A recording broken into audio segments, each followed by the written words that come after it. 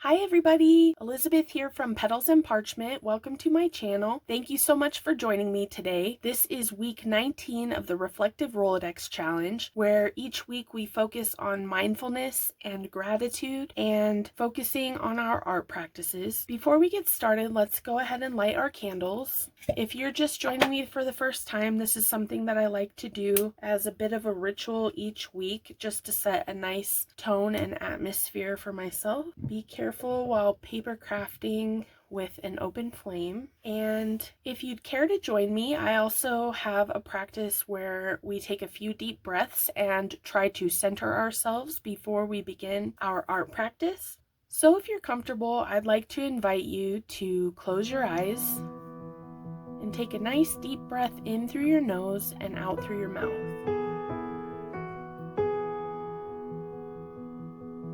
Bring your attention to this moment. How are you feeling? Are you excited to begin your art practice? Do you feel a little nervous or distracted? Take another big deep breath in and try to just be here in this moment now. Exhale through your mouth and let go of any pressure or expectations. Take another big deep breath in and think of something that you're grateful for.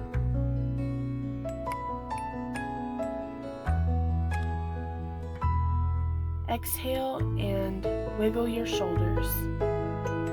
Try to loosen your jaw and relax any muscles that feel tense, and open your heart for inspiration.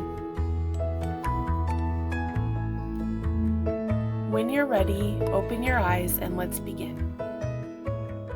So taking a look at the journaling prompts this week, we are on week 2 in May, which focuses on gratitude for relationships. In May, the focus is on blooming and growth. So these are some things that you can consider for the month with relation to blooming and growth. But you don't have to use these journal prompts. You can journal about anything that you'd like. You don't even have to journal at all. Whatever you feel comfortable doing and whatever feels natural. For me, I'm going to discuss friendship flowers, what friendships have grown stronger over time, and what nourishes those connections. And I think immediately of my dear friend Georgia, who's going through some health difficulty right now, and really your health is the greatest wealth that you can have. This relationship started in 2020 in the height of the pandemic, and over the course of the last 5 years has turned into the best friendship I've ever had. My friend makes me feel seen and heard and appreciated in a way that I've never had in friendship before, and I feel so lucky to have my friends. The thing that nourishes those connections is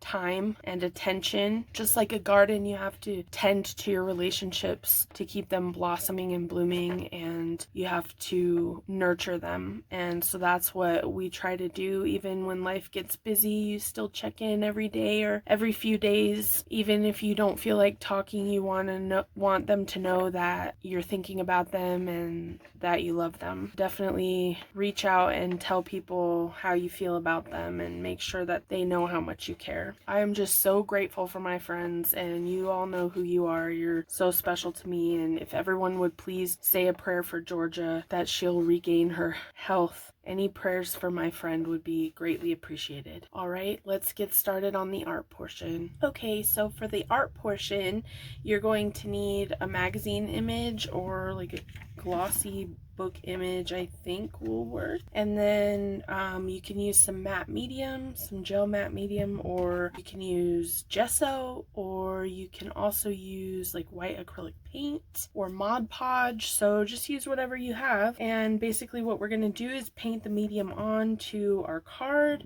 and then we're going to adhere it to the portion of the magazine image or book image that we want to transfer onto the card. And then let it dry completely, and that is a very, very important step. Later, I'll show you how to complete the transfer. I learned about this technique in a chat, and I asked the woman, what do you mean by gel transfer, if you don't mind my asking? You have beautiful artwork. And she said, oh, it's this technique, go check it out. So I did a little bit of research, and I thought, oh, I've got to try that. So here we are. So typically you would just paint your substrate with your medium of choice of the ones that I just listed for you, and then we're going to stick it down here and allow it to dry completely. So I'm just making sure to get a liberal amount here before I stick it down. This is my first time doing this, so I'm just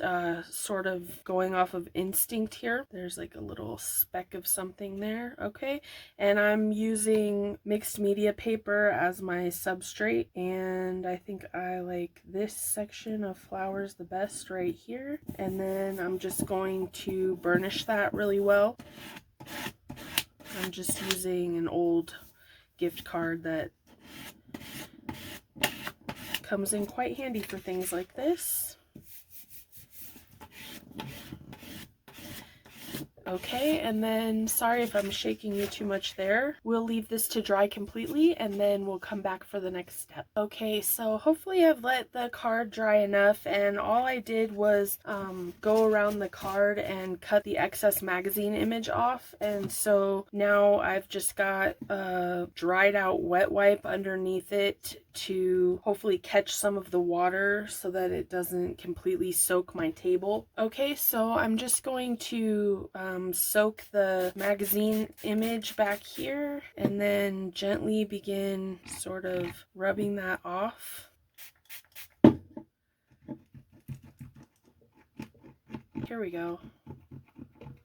You don't want too much water, but you do need some.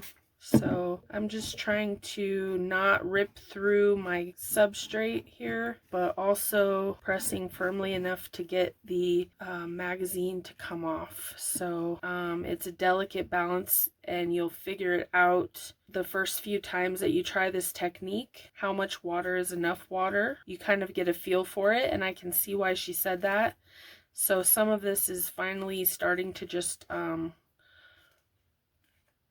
sort of roll right off, and I think I actually like it partially revealed like that, but I'm going to keep going. Basically, I'm just peeling away the text layer, and the image has fused to the card underneath, so that is a really cool technique. The baby wipe is helpful as well to catch all the debris, so that should make for an easy cleanup.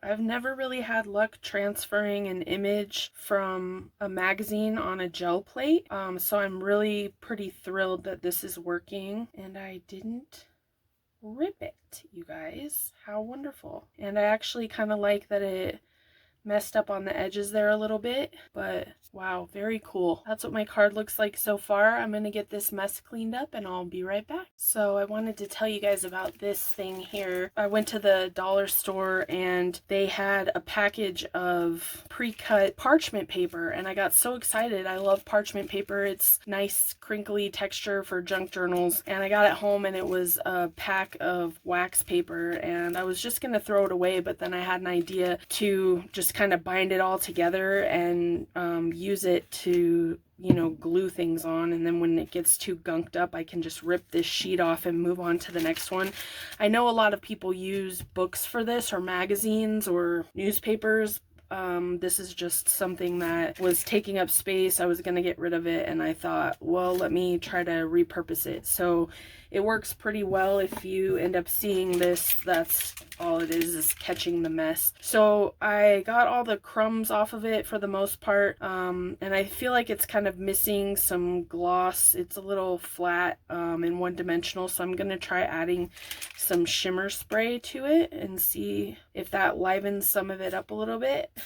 which it does look like it's bringing it back to life here. I also found a flower and some little bees. I'm not sure if I want the cutout bee or the extra fabric to the side of the bee, so I'll decide that here in a moment. When this dries, then I'll begin just decorating the top here. I've also got a sentiment for Georgia about whispered prayers and sending a healing heart to my best friend. I hope she gets better soon, and to always remember to remain grateful. So these are some elements that I wish to incorporate into my card today. And I also wanted to show you another reason that I'm so grateful. Look at this early Mother's Day present that I got from my 6-year-old daughter, this gorgeous plant, and there's a picture of her on the front, and she found this piece of plastic somewhere in her journey today,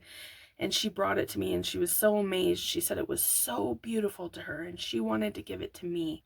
So I'm putting it for safekeeping in this little cup with the plant that she gave me, and I could just cry telling you about it right now. I'm so grateful for this little angel that's been sent to me, that I get to be her mom. So I'm so grateful for that.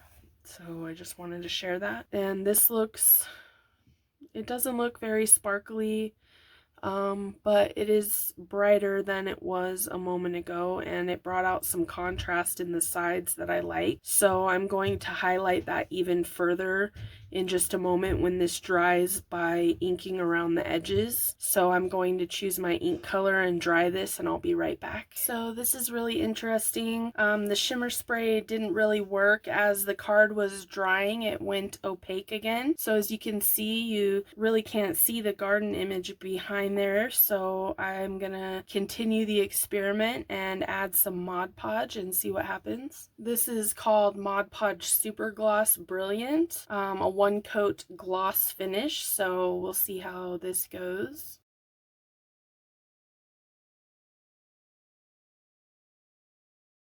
Okay, and that, as you can see, brought the gloss back. So I'm going to dry this one more time and meet you back here. Okay, so I'm not sure if you can see this in person. It looks a little less opaque than before. Still kind of hard to see that it's a garden, but I'm really liking this background. So I think I'm just going to make a few more splashes on it here before I decorate it. I'm going to use some copper instead of gold this time, and I'm just going to put a tiny amount over here, just enough to sort of make a splash. I'll use this to just get some drops here.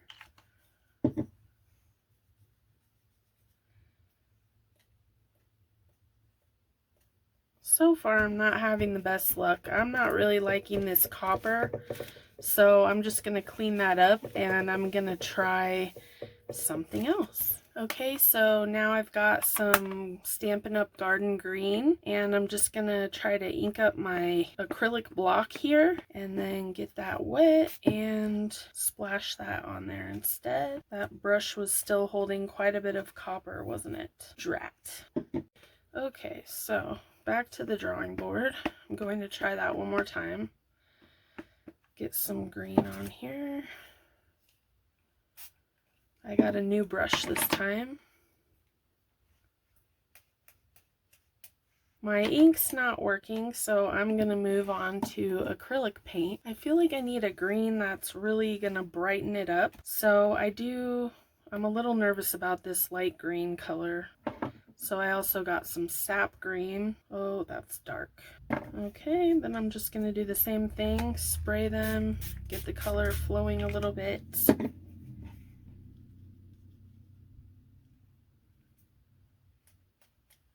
That's better. I wonder if you can tell that it was a garden in the background. This is the stage where you're supposed to push through and trust the process. So stick with me. Here's my progress so far. I've inked around the edges and splashed some green and copper paint. You can't really even tell that it was a garden image transfer anymore. So I'm gonna have to continue to practice this technique to get the results that I want. And these are fine results, but they were not what I was going for. So I would encourage you to watch the video that I link down below and see if you can do a better job than me. But it could be the substrate that I'm doing it on. It could be the magazine image that I chose didn't have the right finish. I'm not sure. So back to the drawing board for me. But neat, interesting background nonetheless. There's flowers behind there.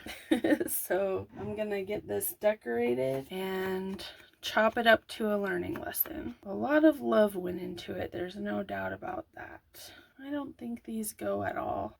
Maybe the flower. No bee. I'm going to see what else I have. Okay, I've decided that I'm going to stamp some script on the background here in green, since all of my green sort of faded in the back. Then I'll make my own flowers. These are some stamps from May Made It. How fun are these? I'm going to use the archival ink for this so that it really stands out.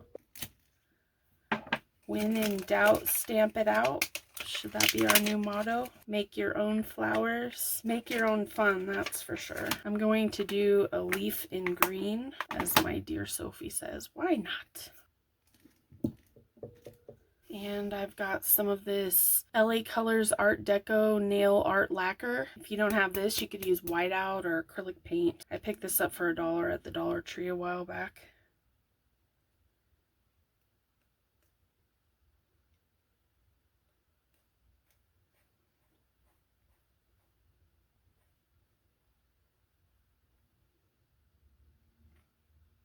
I hate to cover up this swirl in the middle. That was my favorite part, but it just feels like this heart circle goes in the middle. Follow your heart. Well, this card didn't exactly turn out how I planned, but I like it nonetheless. And if nothing else, it just shows us that if we persevere and push through, we can end up with something unexpected that we're happy with. Thank you for joining me for the Reflective Rolodex, and I hope you have a happy, crafty weekend. Bye!